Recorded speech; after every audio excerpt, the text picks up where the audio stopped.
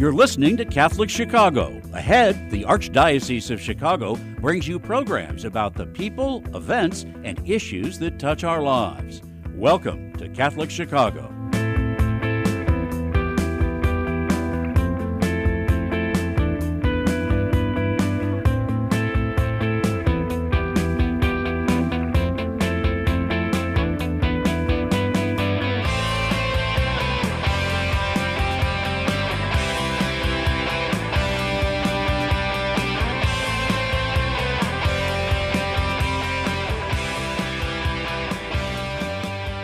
Good morning. Welcome to Catholic Schools Today, with a special edition of, Catholic Chicago with Catholic Schools Today.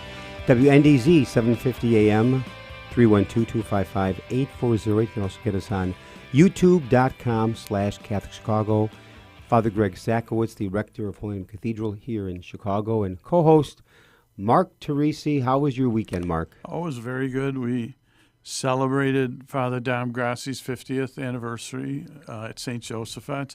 My wife taught there for many years, and it was fun to see some of the kids she taught back with their kids. And by the way, Father Dom Grassi, a phenomenal priest. Oh, yeah. I can't believe 50 years a priest.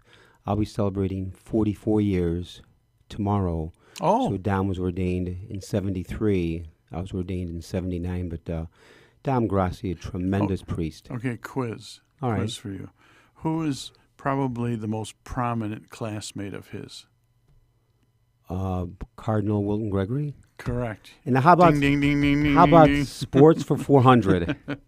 We'll switch categories there, but yeah, Wilton Gregory is a And the other thing for the weekend, tremendous just priest and cardinal. saw all of our grandkids, which was fun. Different visits, but it's just fun to see them growing up. And the weather yesterday was incredible. It hit was like close perfect. to 90 west of Schaumburg, and downtown was about 78. And a beautiful breeze. Beautiful summer breeze, day. yeah. It was like a July day here in early May, and today's a little bit more seasonal. So kick us off on the first segment there, Mark. Sure. On this episode of Catholic Schools Today, we're highlighting three of the many great Catholic high schools that are located within the Archdiocese of Chicago.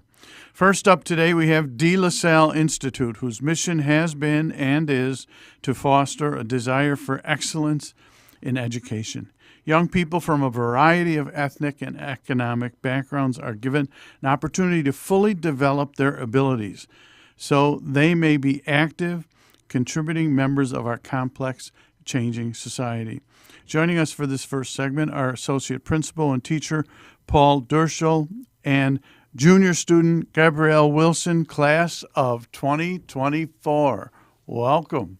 Good morning. Good morning to both of you. Oh, good morning. Thanks for taking some time to allow us to join you today. Well, thank you for being part of the program. And Paul, you've been at the school for how long? So I'm finishing my 18th year here, 18th. coming up here.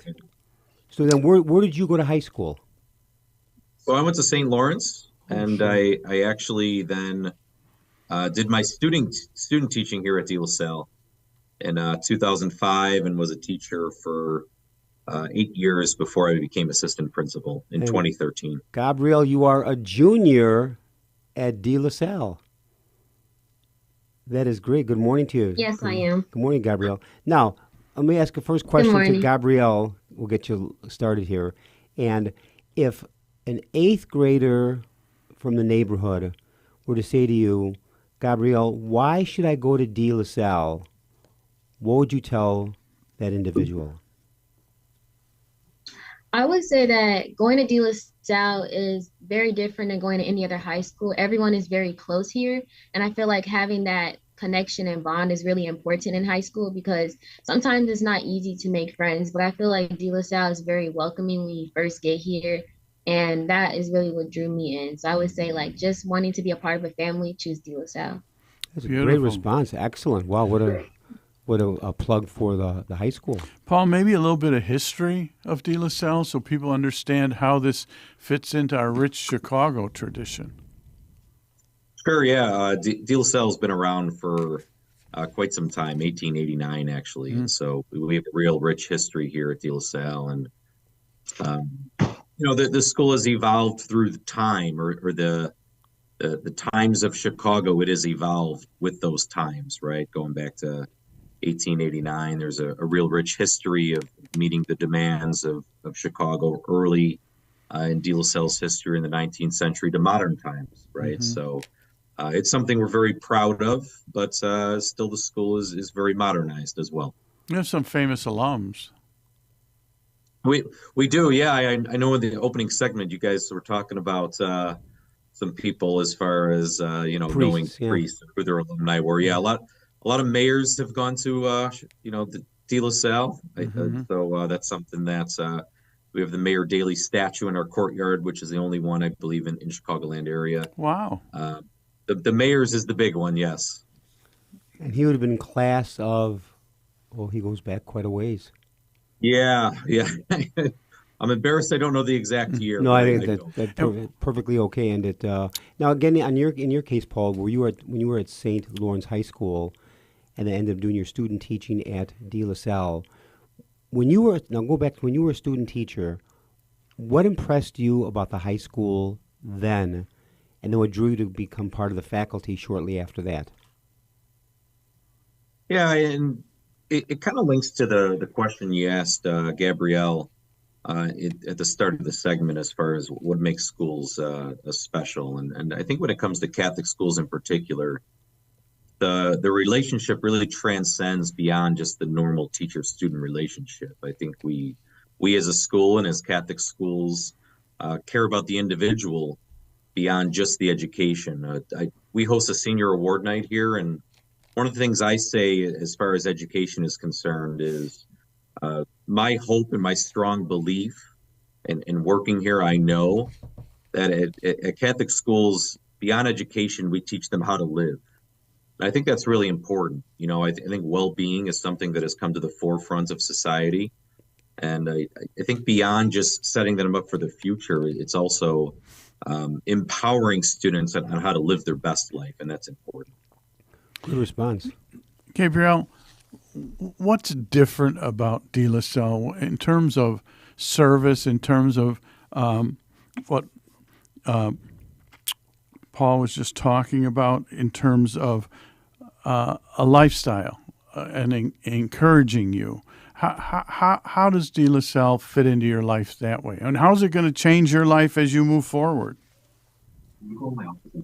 I would say that definitely the service part of DeLaSalle, it makes it feel like you're not really doing a service. A lot of times it seems like, I have to go help out with this, or I have to go do some type of community service.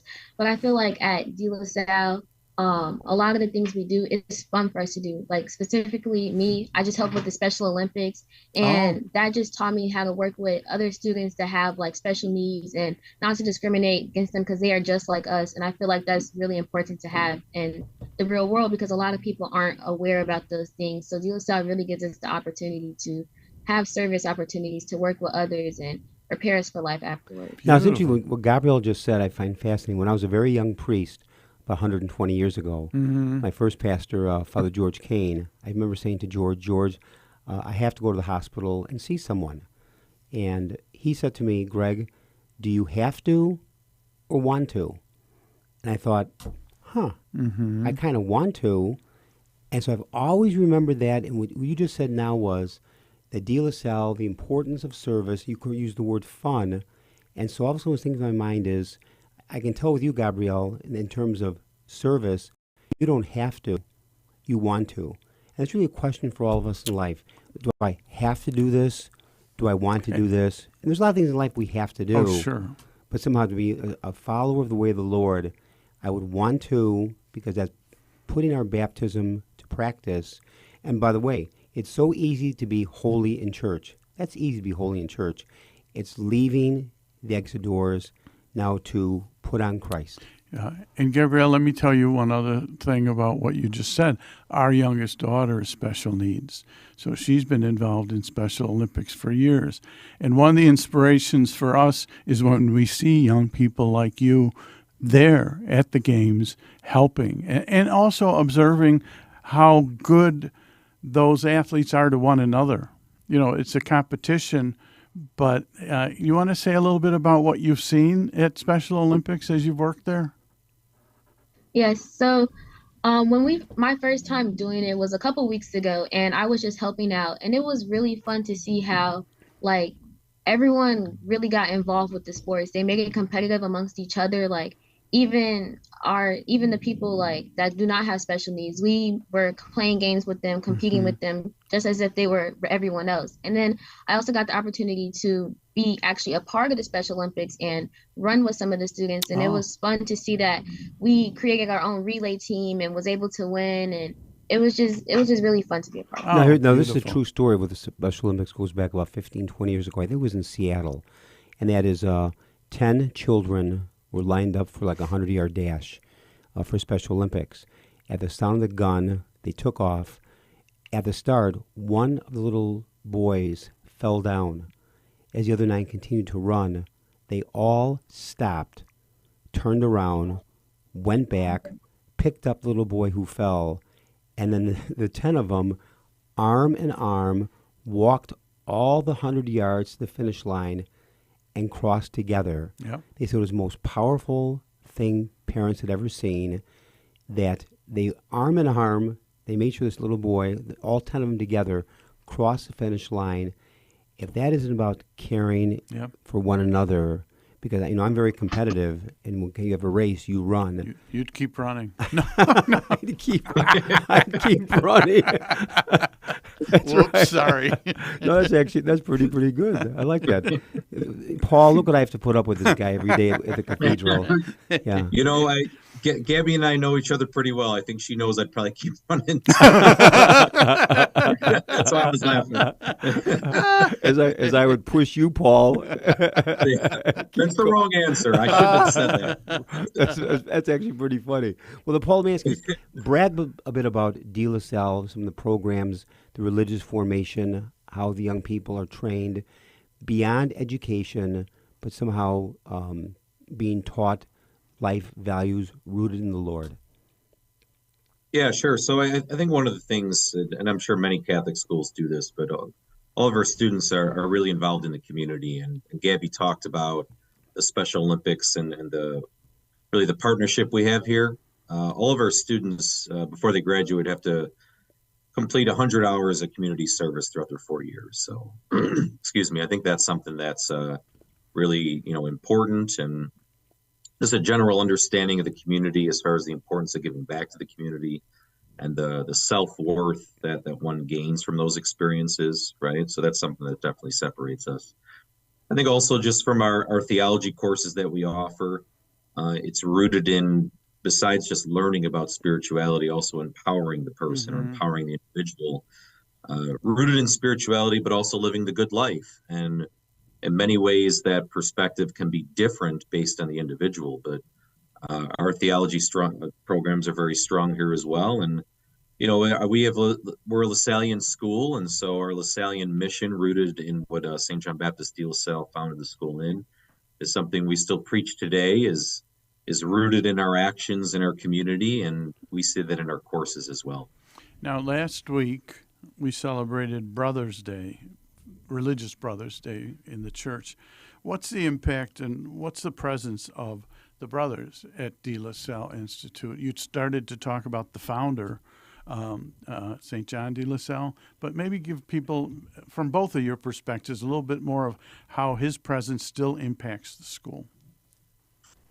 Yeah, so we still have a brother that works here, Brother Chris Odo, who actually runs our network, and just working with him individually in my position is something that is one of the most impactful things, if not the most impactful thing or experience I've had working here at DeLaSalle. Now, how long has he been there, Paul? He was here in the 70s and then left and then came back. 35 years, Wow. 35 plus, and he's God bless currently, him. not to embarrass him, but he's currently 75, and he still comes here because he wants to and loves the mission. And Now hold it. Wait, Paul. I'm 70. Don't make me sound like I'm approaching death. I get what you just said, Paul. Paul, Mark is 68. I know you're much younger than us, but well, I say that from from my own perspective, because I don't know if I could do what he's doing at 75. Right. Well, I'll tell you something. I'm giving you a hard time, but you're absolutely right about that. 75 and comes to work every day. And but just know, we love giving our guests a hard time, okay? We won't do it, we won't do it to Gabby. We'll do it to you. I embrace it and appreciate it. Thank you. So, Gabriel, so the LaSallian mission, it's impacting your life, service. What are you thinking about the future in terms of you starting to look at colleges, and what interests you in your future? Well, yes, I have started looking at colleges. I have an older sister who's a senior, so I was able to take some college tours with her like the last summer and like this year. And I've kind of like want to pursue either computer programming or become a personal injury lawyer. They're kind of very different, but or business marketing. I kind of have like 3 different paths, but yeah. That is terrific. That's great. Are you? What are your top 2 so far? You want to reveal them or no? I think we lost. Gabby, you still with us there? We might have lost her. Can you repeat the question? I think my computer froze. Yeah. Top 2. Do you want to reveal them right now? Top 2 colleges you may be thinking about? I think we froze again. I think that's okay. Frozen, yeah. And let me ask you this, Paul, and that is, upon graduation, I know that DeLaSalle has a tremendous rate of young people going on to college. And it's been that way for a long time. And so you got to be very proud of the students that come into DeLaSalle and at this very time graduate. So now what's in the horizon? Like, what is forthcoming? Any special events happening before? I know we're getting toward the end of the school year beside graduation, but what's on the horizon for DeLaSalle? As far as the future, or like graduation for our first students? Talk about the future, the years ahead, in terms of anything. Yeah, I think the biggest thing is, and it's kind of linked to what I mentioned earlier. We're constantly trying to meet the demands of the modern society, and so we continue to advance as a school as far as the changes and evolution of the workforce and technology and things like that. And we continue to meet those challenges and changes with, in just as an example, in enhancing our engineering program, right? Things used to be more of a wood shop, and now it's more engineering. And so we continue to evolve with the times. But I think what I'm most proud of is, as you mentioned about our seniors graduating, is just the type of people they are and they become. And, I feel very confident that DeLaSalle played a large role in that. And in many ways, our current students inspire me to be a better person. And so I think that's what Catholic Schools is all about. It's a partnership between ourself, meaning the staff and teachers, and our students. But our lifeblood and our enthusiasm comes from our students. And I couldn't be more grateful of the type of students we have and how great of a job they do here. We need to bring the segment to a close, and I see that Gabrielle is to your right there. So before we close, Paul, please give us a website and a phone number if people can learn more about the tremendous program in DeLaSalle High School. Yeah, so our website is www.dls.org. Do that one more time. The phone number is you're showing the website right now of 2 seniors about to graduate, our mayors actually. And our phone number is 312-842-7355. Then that phone number once again? Yeah, 312-842-7355. And one more time with the website. DLS.org, O-R-G. Okay, very good. Thank you in a very, very special way. Associate Principal and Teacher Paul Derschel and Junior Student Gabrielle Wilson, Class of 2024. Both to you, Paul, and to Gabrielle. Thank you for joining us. Sounds like great things are happening at DeLaSalle Institute High School. And at the very same time, Gabrielle, I think you have a tremendous future. 2 tremendous guests this morning, so thank you. And also say thank you to the first segment to Mark Teresi. We're not done here, Mark. No. And you're listening to Catholic Schools Today on WNDZ 750 AM, 312-255-8408. You can also get us on youtube.com/CatholicChicago. Father Greg Sackwitz and Mark Teresi. Stay with us and do not touch that dial.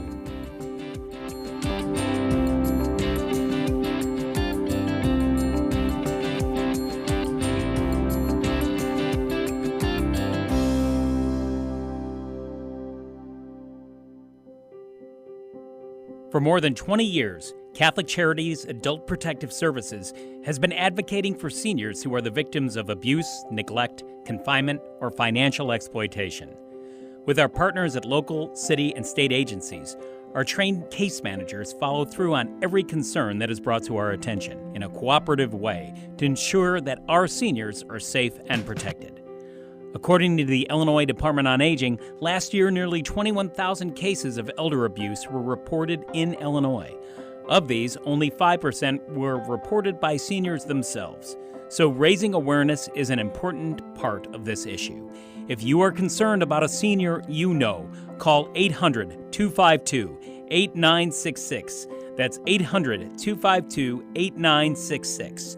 With your help, we can stop elder abuse and look out for the seniors in our lives.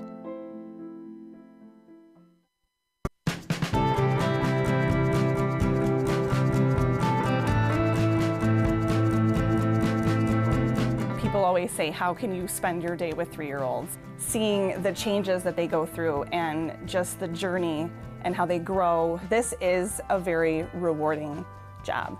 Even though at the end of the day, we're not the highest paid people on earth. And when I have a parent contact me and say, my child loves school, that to me, I'm setting that foundation for their love of learning. Because really, you are changing lives. You are molding lives.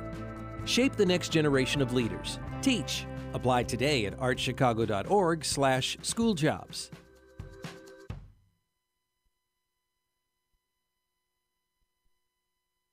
Community is core to Catholic Charities' founding mission. For more than 100 years, we have met people and families where they are, serving anyone in need, regardless of their faith, gender, race, or ethnicity. As our world absorbs the economic, political, and social aftershocks of the pandemic, 50% or more of the 6 million people living in Cook and Lake counties have little or no savings. They are a paycheck away from zero. We are deeply grateful to everyone in the Catholic Charities community who partners with us to alleviate the suffering of the people we serve and offer them a better path forward. We are witnessing a message of mercy and hope to a world very much in need. Learn more at CatholicCharities.net.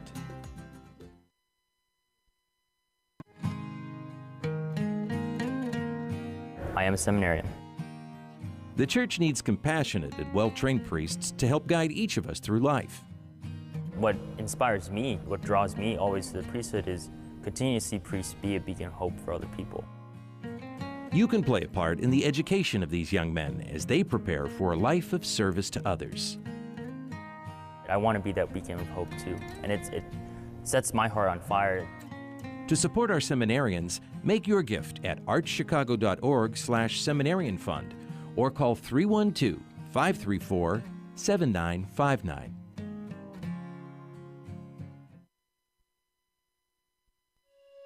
Caring adults make all the difference in the lives of adolescents. Catholic Charities understands this, and our mentorship programs provide a free opportunity for young adults to spend time with volunteers who genuinely care about them. This program is ideal for youth aged 9 through 12 who may need support navigating the challenges of childhood and early adolescence. Our amazing volunteers serve as friends who help youth recognize their strengths and empower them to reach their full potential. Catholic Charities conducts a thorough background check on every volunteer, and our program coordinator closely monitors and supports every relationship. Mentoring is a fun after-school program that can help young adults build confidence and enjoy fun activities with their peers, too. To learn more, visit CatholicCharities.net or call 312-655-7970 in Cook County and 847-782-4224 in Lake County. We're connecting youth with great role models. Join us today.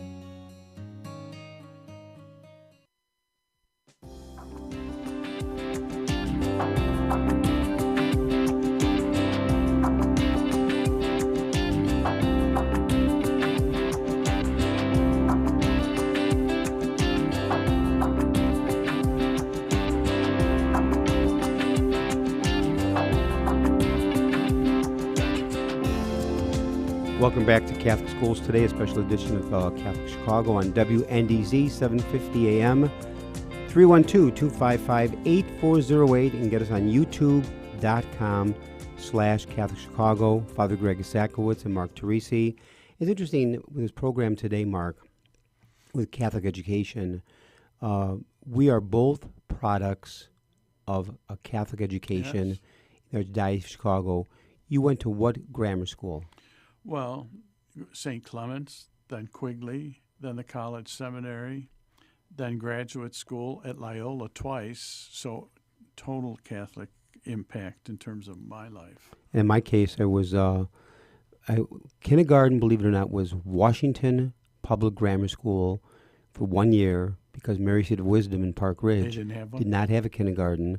And so then 1st through 8th grade at Mary Seat of Wisdom with the Sisters of Mercy. And then when I was going to high school, 3 choices: Loyola Academy, Wilmette, Notre Dame College Prep in Niles-on-Dempster, or Maine South and Park Ridge. And so I went to all 3 of them, and my heart was just for Notre Dame College Prep. I liked the size.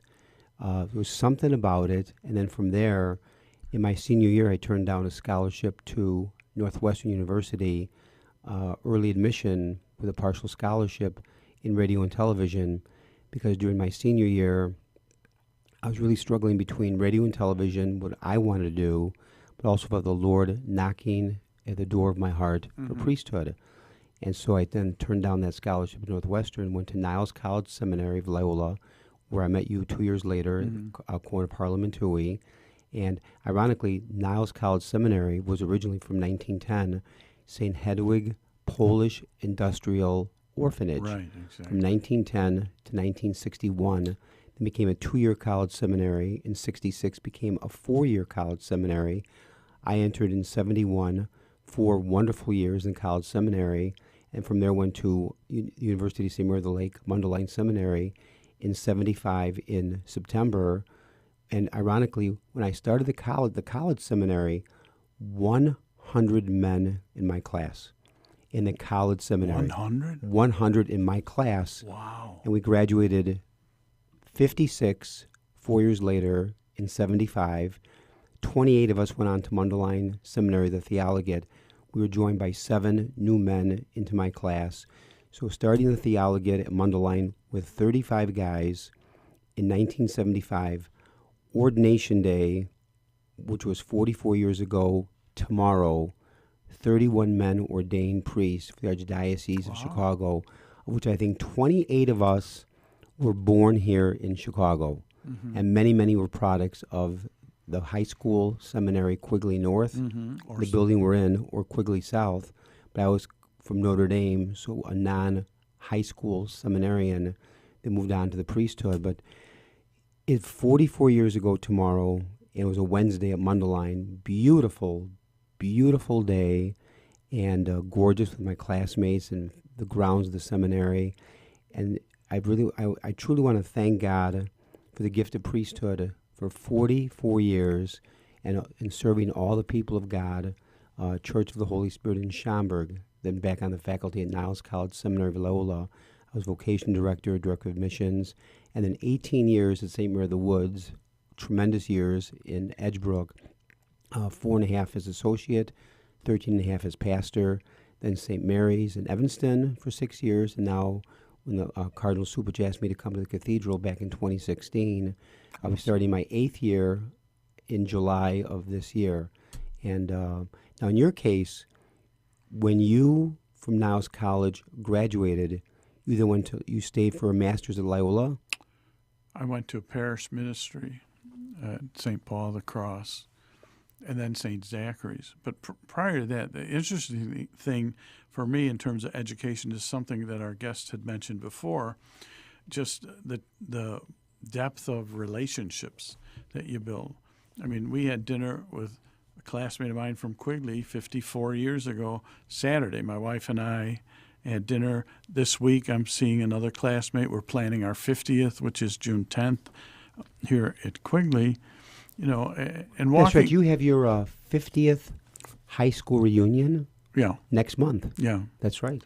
And the impact of those relationships. I mean, nothing has changed. Even the ribbing that you give to your friends, that, a friend may have graduated and become a bank president, but he's still your classmate from Quigley, and you still can rib them like you did years ago. And there's no question for both of us that our Catholic education in the Archdiocese of Chicago had a profound effect in your life and in my life. So going back to Mary Seat of Wisdom, the Sisters of Mercy, and there were many of them in the school. They were terrific. They were terrific. We had the Franciscan sisters, and years later, I was involved in Development National Conference, and I met a couple of Franciscan nuns from Joliet, and they invited me to come to the Mother House, and so I couldn't wait to see my first grade teacher, who was I idolized her. She was young and just a doll. And so I'm at the Mother House. I get in the elevator, and this little old nun comes in. She looked like Granny Clampett. And I said, as the elevator went up, I said, "Now, are you familiar at all with Sister Dennis from St. Clement? She was there, in the 60s. I am Sister Dennis." I forgot I got older. And so in my mind, she was just young. This young, beautiful, vibrant In fact, nun. Along those lines, my first grade sister, Mary Seat of Wisdom, was Sister Mary Joella. Wonderful, wonderful sister. And I think she had roughly 50 kids in class at Mary Seat of Wisdom in our first grade class. And, then after that, of course, I went on to second grade, third grade, et cetera, et cetera. About 25 years ago, I met Sister Mary Joella at St. Mary of the Woods, and I said to her, you look terrific. And she really did. In fact, she's still now, I think, in the Mother House on the south side in Chicago, well up there in years. And we're taken back, not that much, because here's the story. And I said, Sister Mary Joella, when I had you, or you had me in first grade, I thought you were maybe like about 75 years old. and she laughed and said, Greg, are you aware that when I had you, you were in first grade, 7 years old? She said, I was 20. Oh. She said, I was a novice, my first year teaching. They put me into Park Ridge, Mary Seat of Wisdom. I had all you children. I was 20 years old my first year. So the very fact that she was 20 and I was 7, I'm now 70, so do the math. And I said, it's amazing that I thought, well, here you are a nun, so therefore you have to be about 110. When you're a first grader, everyone looks old to you. That's an adult. And she was she was an outstanding teacher in the classroom, just to keep order of 50 kids.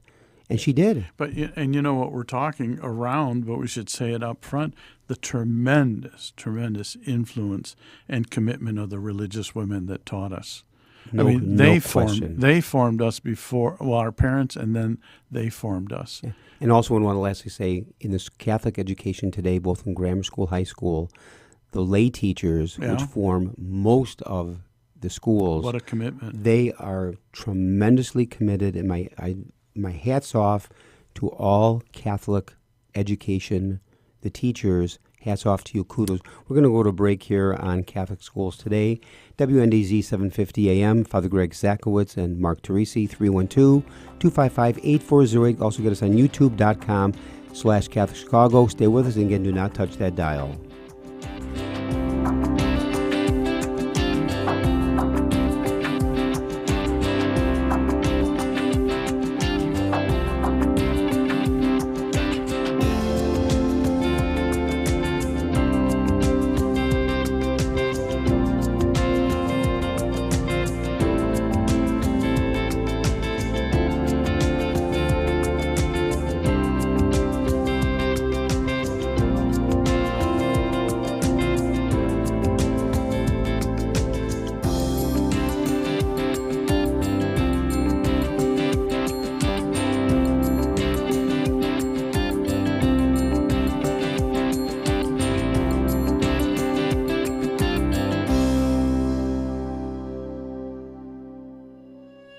Young adults make all the difference in the lives of adolescents.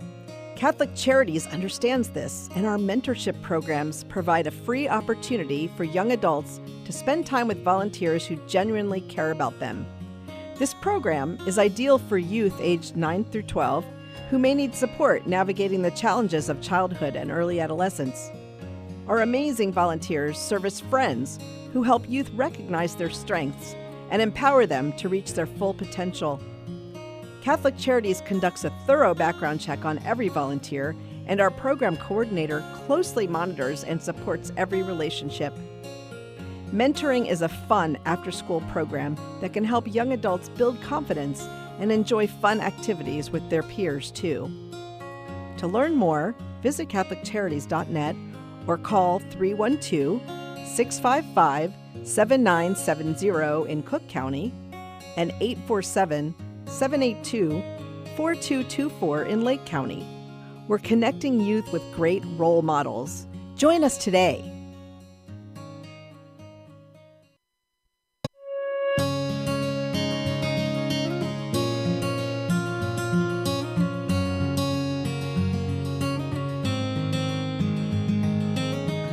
Welcome back.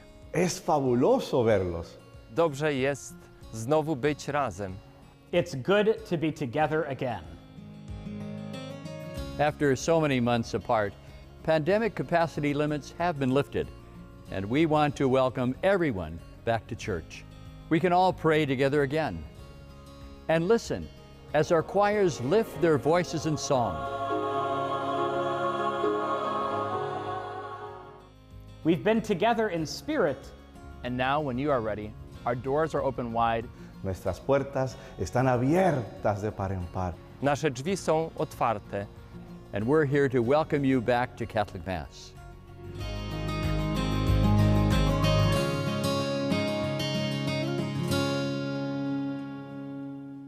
The cemetery ministry is a core ministry of our Catholic faith tied to the corporal works of mercy. It's comforting to know that our Catholic cemeteries are caring for the remains of our loved ones awaiting the resurrection. There are 44 Archdiocese of Chicago Catholic cemeteries willing to help you in your time of loss. Call 708-449-6100 or visit CatholicCemeteriesChicago.org. Catholic Cemeteries, serving the Catholic community since 1837. You're listening to Catholic Chicago. Ahead, the Archdiocese of Chicago brings you programs about the people, events, and issues that touch our lives. Thanks for letting us be part of your morning. Now again, Catholic Chicago.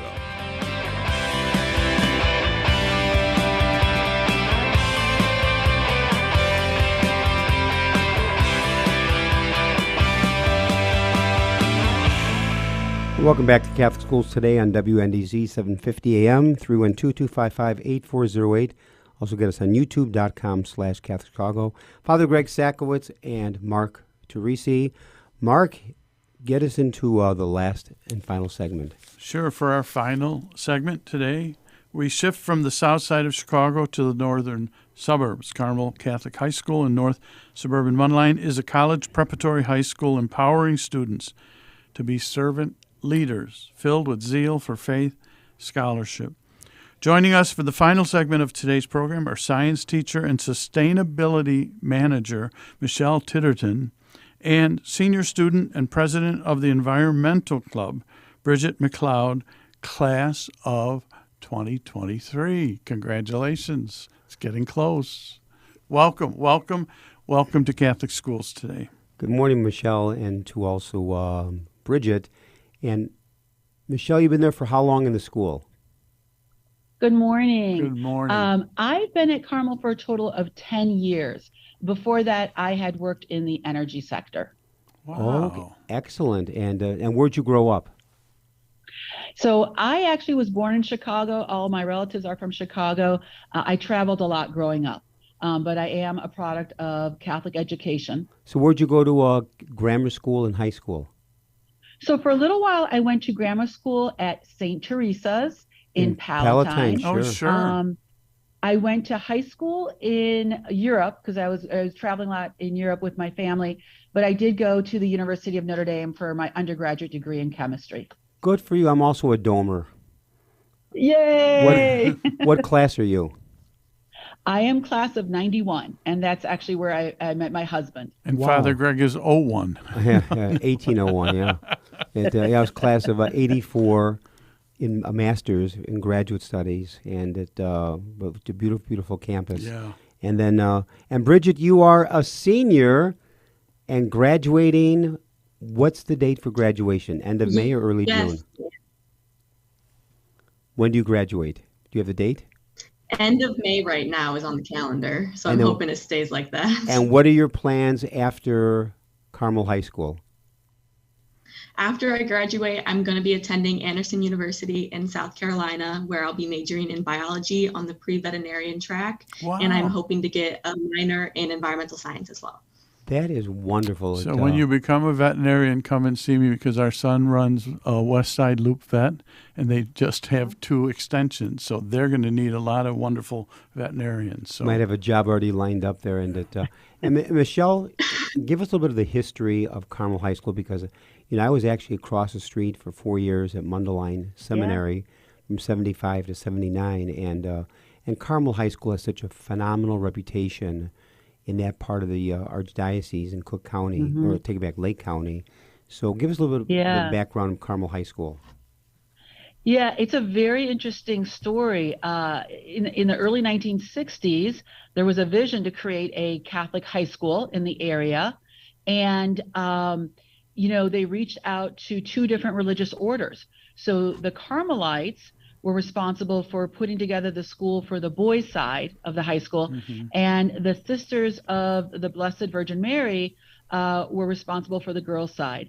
And if you ever look even at an aerial shot of the school, it's it's one story but very, very spread out. And at that time, one side was distinctly the boys' side. They had a boys' chapel, and the other side was the girls' side. And then it went co-ed. I can't remember the exact date. I believe it was in the 1980s. But, still very strong values committed to the Carmelites and to the BVMs. And when you come to the school, you will feel that. That's great. That's wonderful. Great summary. Thank you, Michelle. Bridget, how has that impacted you as a student, the values that you see in your school? So I definitely think all of the core Carmel values have shaped me as a person, because I keep them in mind in everything I do. We are always taught about respect and leadership, and we always know that as students, we have everyone here at Carmel wants us to succeed. So we have all of the resources to help us to succeed. And it shapes me to be confident. It shapes me to be respectful, and just, I think, overall a better person. That's a great response. And what fun things are happening at Carmel that you've been involved with? So one of the major things I've been involved with as president of Environmental Club is the new sustainability initiatives. We have introduced so many new initiatives this year, but one of the biggest one, and the one I'm most excited about, is the food waste system in the cafeteria. We've introduced a waste sorting system where we encourage students to compost, to recycle, and then to reduce what goes into the landfill. And maybe for a moment, Michelle, for our listeners who may not be aware of it, what is sustainability? I mean, I know what it is, but others may not. Yeah. So help us out here. Yeah. So in the simplest way to think about sustainability is meeting the needs of our current generation without sacrificing the needs of future generations. So not over-consuming our natural resources, because there are many other generations to come. So think about our children, our grandchildren, our great-grandchildren.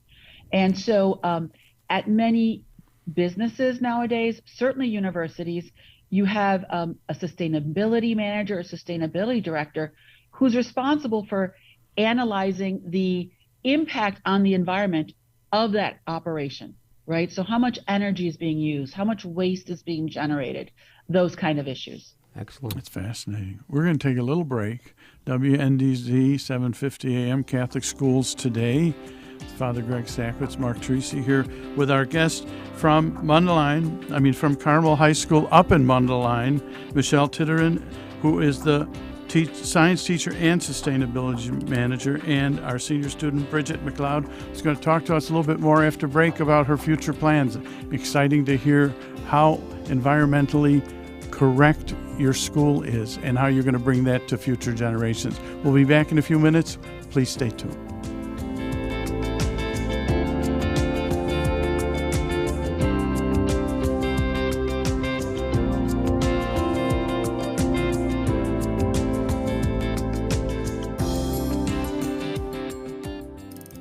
Do you have an old bicycle that's not being used?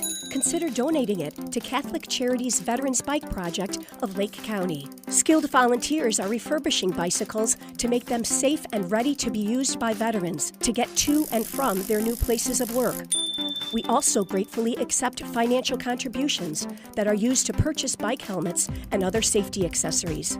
Our veterans have faithfully served the United States, and now it is our privilege to serve them. For more information on the Veterans Bike Project of Lake County, call 847-782-4219. That's 847-782-4219.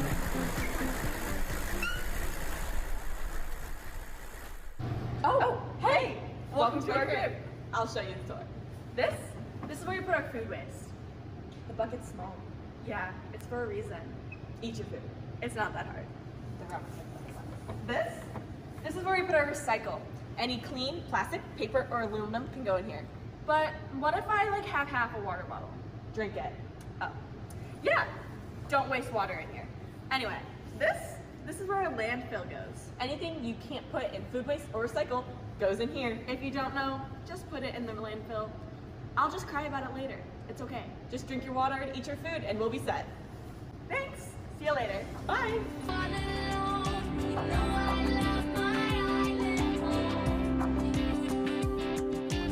We're back. WNDZ 750 AM, Catholic Schools Today. Father Greg Sackwitz, Mark Teresi here with our guest. A very cute for our viewers on YouTube, very cute video. Who was that butterfly with you, the other butterfly? That was my twin sister, Kelly. Yeah. Now, is she a student with you at Carmel? Yes, she is. She is also very involved in the sustainability here. When did you do that video?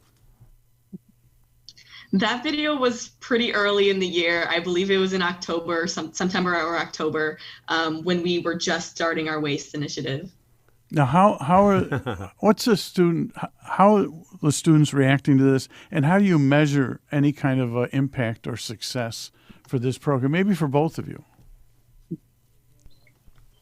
So the students, when we first introduced this new program, of course, there's going to be a little bit of a hesitation from the students because especially if they didn't see anything that was wrong with what they were previously doing. Mm-hmm. So there was definitely some hesitation there, but we encouraged them by setting examples, by educating them about why they should be using the new program, about how much of an impact they have on the environment, and then also about what, as a student, they can start to do, which was this new waste program we were implementing. Now, a question for you, Bridget, is how did you get interested in this area? For example, in my life, I've been a bird watcher since I was 10 years old. Two buddies of mine got me interested in bird watching. So I've always loved the environment and about climate change and all of that. And I just see so many changes in the last 60 years of what has happened, how we're not taking good care of our earth, and this is our home. But who was impactful, or how did you get into this area? Because some kids will say, and some adults say, who cares about the environment? It is what it is. Everything's fine. Well, it's not. So what changed for you? I definitely think one of the major things that got me involved was my freshman year. Everyone was always telling me to get involved, to do something in my community. And for me, that was joining environmental club. So I joined environmental club as a freshman. And then from there, I really just kept staying involved. I went to all the meetings. I did as many service as I could for the environment. And then it led me to where I am today, which is President of Environmental Club. That is wonderful. Michelle, I would imagine, now maybe I'm off on this, but I would imagine you had some impact in this movement from your past corporate background. So why don't you explain that to our folks? Yeah, a couple of thoughts come to mind. I know that Bridget took a class last year. We have this wonderful dual credit class that we offer with Loyola University. And the class is called the Human Ecological Footprint. And we really take a deep dive in understanding how do we measure that impact, which I think that was one of the questions you mentioned. Mm-hmm. And so every semester, the students in that class go into that cafeteria and do a waste audit. And they go through all the waste in the cafeteria. And having done that, the benefits are twofold. The students who do that really see the amount of waste that we generate, but then all the other students in the school know this is going on. And we share that data. We share the metrics. And I would say we're still early in this, right? We're kind of 2 years into this, but even just 2 years into it, we've seen a lot of improvements. So to your point, we do have metrics that we share regarding waste, lowering our waste generation, and looking at the composting and making sure they're recycling properly. And then also looking at all their energy bills. Yeah, so you're absolutely right. That was, you just took the words out of my mouth, and that is talk more about the lowering energy usage. What does it mean, and how do you do that? Yeah. So as you mentioned, I do have an energy background. And, for us, it kind of started a couple of years ago, kind of simply looking at our energy bills. And I said, hey, ComEd has all these tools online. I'd like to log in and see kind of where we're at. And for anyone out there listening, the first great step for you to do is use those energy analyzers, which they're free and available to you with your account. And you can go in there and see your energy usage by month, by year. It compares you to other buildings with the same square footage. You can find out if you're over consuming or what's going on. And so that's kind of how we started out. And we started simply by just replacing LED lights. That's what a lot of people do, use the more energy efficient lighting. So as a school, we started replacing energy light bulbs with the LED lights. And then not just the classrooms, but also some of the bigger issues were like the gym. When you look at football fields, the scoreboards, the outdoor lighting, those are really, really big users of energy. So that was one example. And then we started working with our teachers. And we said, hey, for the summer, unplug everything. Unplug every single thing in your room. Let's see what happens. And sure enough, just 1 month, we saved $1,200 in energy bills and decreased our kilowatt hour usage by 15,000. Wow. That's amazing. This is big, right? Now I know that with Mark Teresi, he has very low energy. How can I get more energy out of Mark Teresi? Ha ha. Oh, we have fun on this program. Yeah, let's do this. Let's go to Bridget and talk about your future. How did you find the college you're going to be going? This doesn't sound like, maybe it's up and coming, or maybe I'm too old, but is this a curriculum that's in a lot of different colleges, or how did you find where you're going? So one of the major impacts of what I was looking for in a college was they needed to have a great science program. And I felt that Anderson really had that while offering me the other things I was looking for. I am a student athlete, so I also had to factor in the athletic part of it, as long with trying to find a good school with the major I wanted without settling or without doing anything else that would potentially potentially deter what I do in the future. And so I felt that Anderson offered a great biology program with also leading me into the veterinary program, while also having an environmental science program. And where is it located?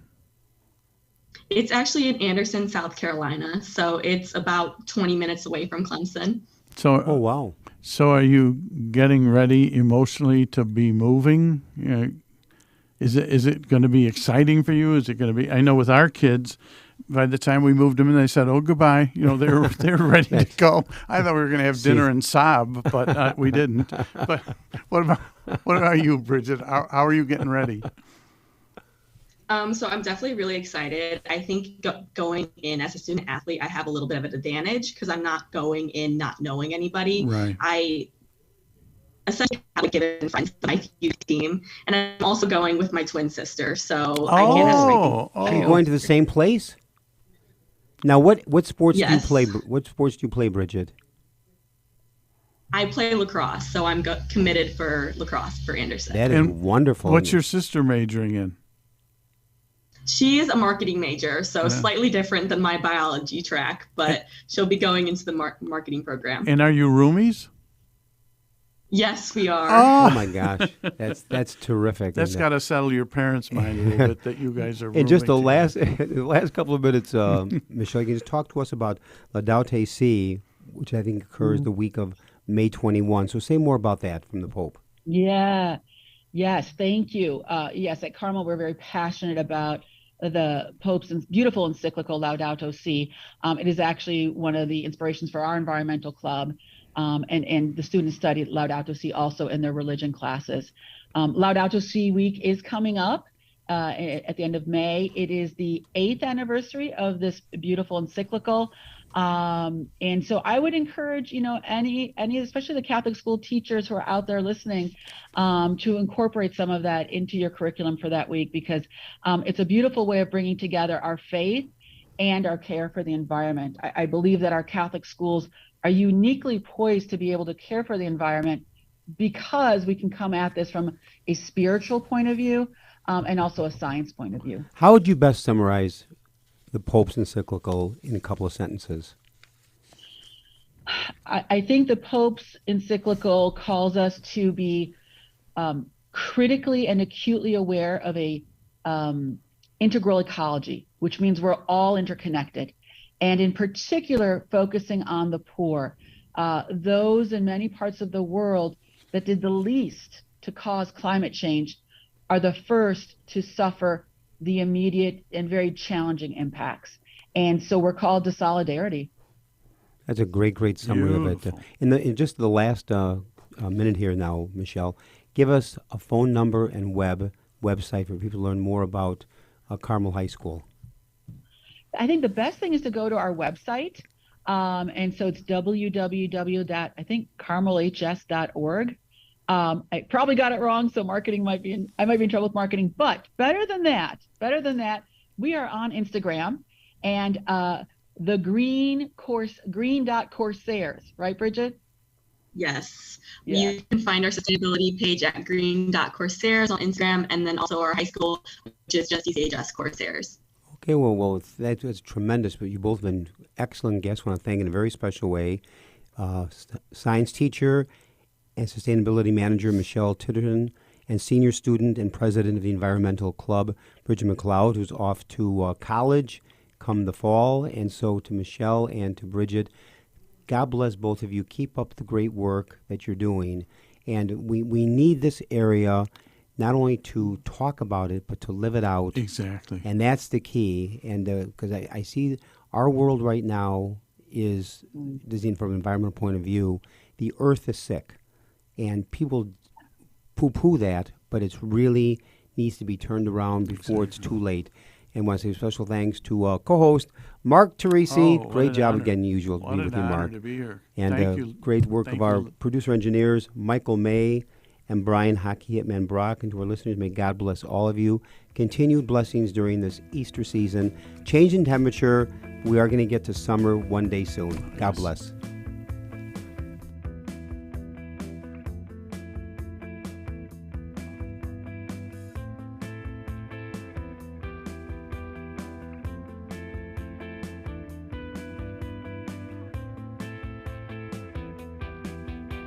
Join us every Monday through Friday at this time for Catholic Chicago. You can stream our programs live or listen to past programs by visiting our website, archchicago.org, and clicking on Radio TV. And please connect with Catholic Chicago on social media.